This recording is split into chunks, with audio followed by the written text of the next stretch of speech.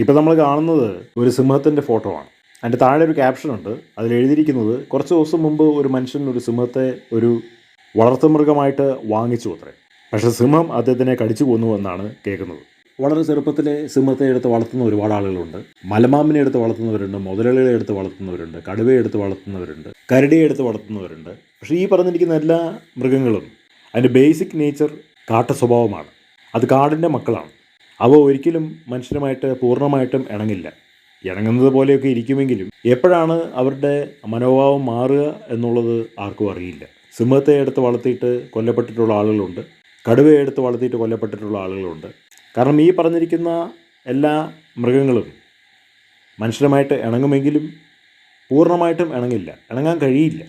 കാരണം നായ്ക്കുട്ടികളെ പോലെ മനസ്സ് ഫ്ലെക്സിബിളായിട്ടുള്ള മൃഗങ്ങളല്ല ഇവർ.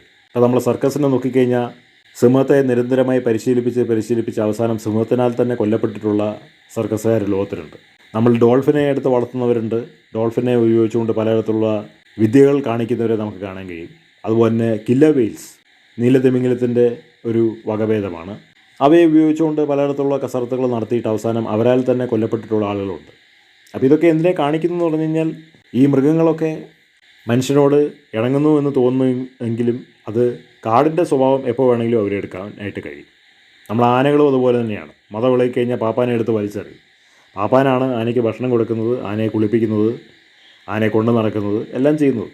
പക്ഷേ അതിന് ദേഷ്യം വന്നു കഴിഞ്ഞാൽ, അതിന് തലതിരിഞ്ഞു പോയി കഴിഞ്ഞാൽ പാപ്പാനെ എടുത്ത് വലിച്ചെറിയും. അപ്പോൾ ഇങ്ങനെയുള്ള മൃഗങ്ങളെ ഒന്നും എടുത്ത് വളർത്താൻ കൊള്ളത്തില്ല എന്നുള്ളതാണ് അതിനകത്തുനിന്ന് നമുക്ക് മനസ്സിലാക്കാനായിട്ട് കഴിയുന്നത്.